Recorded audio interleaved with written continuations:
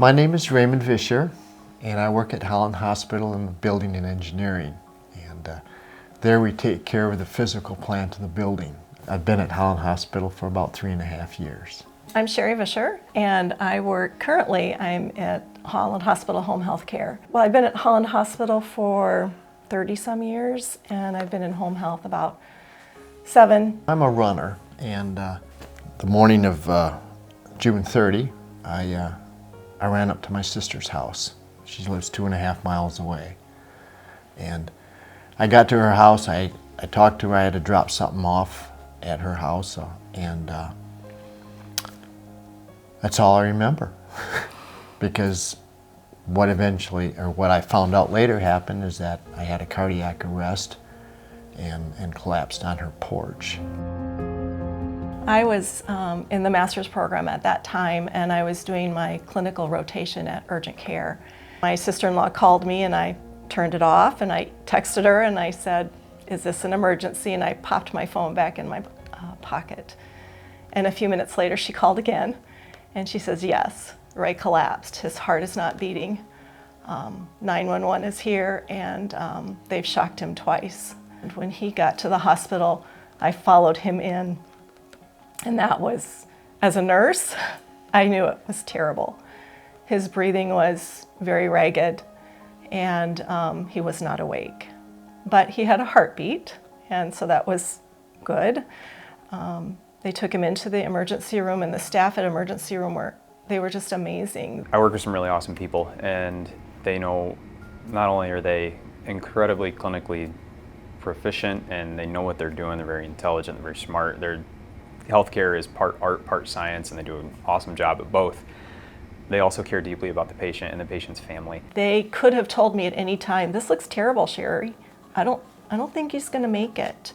And I knew, from my background, I knew that he could fully recover or he could die. I also knew we may have had to have made a decision to pull all life support, or maybe he would have lived and needed to stay on tube feedings the rest of his life. I knew there was just this big gap, but nobody ever was discouraging. They never gave me false hope, but they just walked beside us the whole time. Initially, when he came up, a lot of the signs clinically just were not good. Some of the reports that we'd gotten from the emergency department just were classic stuff that people who are looking at the end of life tend to present, and it did not look great. I was told by not only Dr. Postman, but any other person that I saw, that it's just the prognosis is unknown until he can wake up. On day 6, I remember he looked at me, and it was the first time I felt like he actually saw me, and he looked terrified.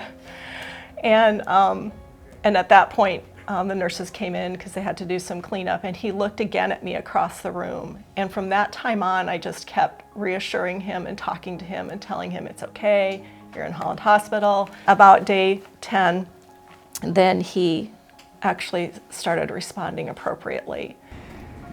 You know, it didn't look great, and then it sort of kind of looked a little bit better.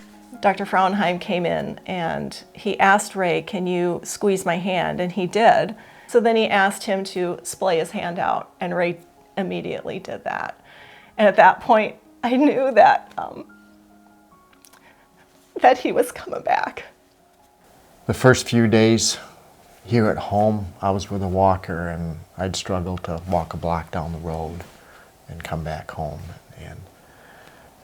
But every day I just felt better and better, and I just completed my 30 sessions of cardiac rehab, and I did that also at Holland Hospital, and that was very worthwhile. And they found out that they call it the widowmaker, which is one of the main arteries in the heart, and that was 99 to 100% blocked. And that's what caused all this.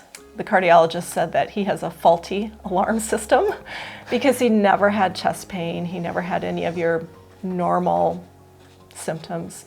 To have the kind of arrest that he had in the field, the likelihood of those people even surviving is pretty low.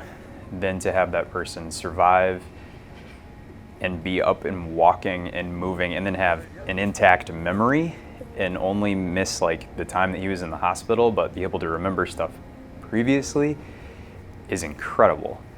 Talk to the cardiologist folks and the doctor, the heart people, and yeah, take it easy. So yeah, I was doing about 1.5 miles on the treadmill in cardio, Wow. and so I'm hoping to get out back on the road again and take it slow. Ray and I are firm believers that it was the care of Holland Hospital, along with the Lord, that brought him back to where he's at. And I did ask that nurse, I said, would you pray with us? And he did. So we just thank Holland Hospital. And they helped bring him back to life.